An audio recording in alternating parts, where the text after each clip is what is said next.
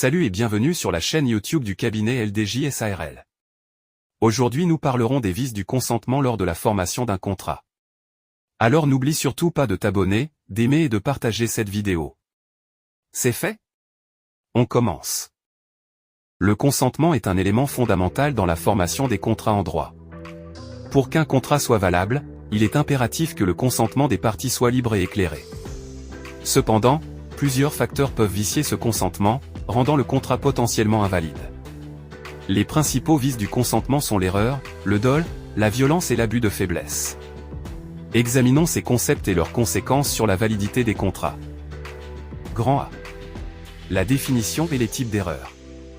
L'erreur est une fausse représentation de la réalité qui affecte le consentement d'une partie au contrat.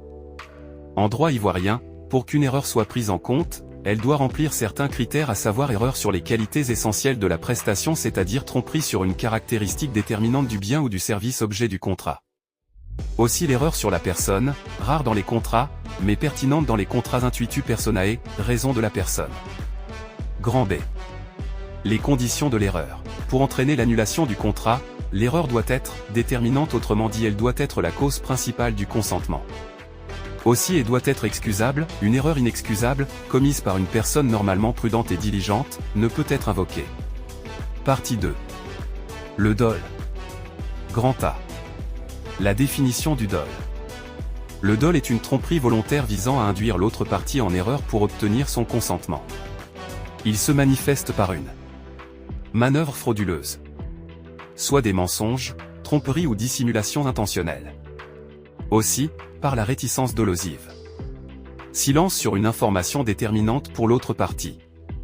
Grand B. Les conséquences du dol.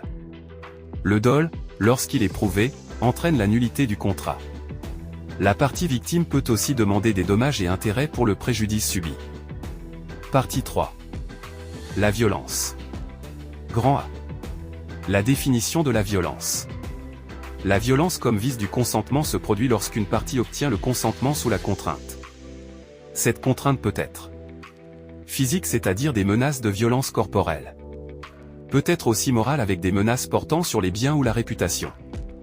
B. Conditions de la violence.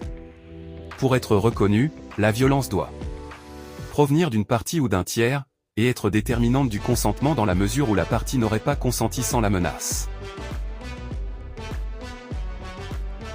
Partie 3. L'abus de faiblesse. Grand A. La définition de l'abus de faiblesse.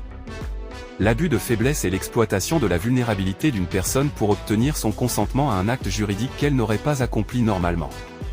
Cette vulnérabilité peut être due à une situation économique difficile, une dépendance physique ou psychologique.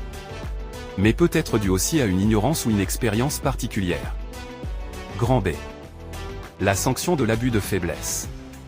Lorsque l'abus de faiblesse est reconnu, le contrat peut être annulé et des dommages et intérêts octroyés à la victime. Partie 5. Les conséquences des vices du consentement. Grand A. La nullité du contrat. La principale conséquence des vices du consentement est la nullité du contrat. Nous avons la nullité relative qui affecte les intérêts d'une partie, par exemple, il y a l'erreur. Nous avons aussi la nullité absolue qui affecte l'ordre public, par exemple, le dol grave. Grand B. Les effets de la nullité. La nullité a des effets rétroactifs car le contrat est réputé n'avoir jamais existé, les parties restituent ce qu'elles ont reçu. En cas d'indemnisation, la partie victime peut demander des dommages et intérêts pour le préjudice subi. Les vices du consentement assurent donc une justice contractuelle et maintiennent l'équilibre entre les co-contractants. En somme, les vices du consentement jouent un rôle fondamental dans la protection de l'intégrité contractuelle.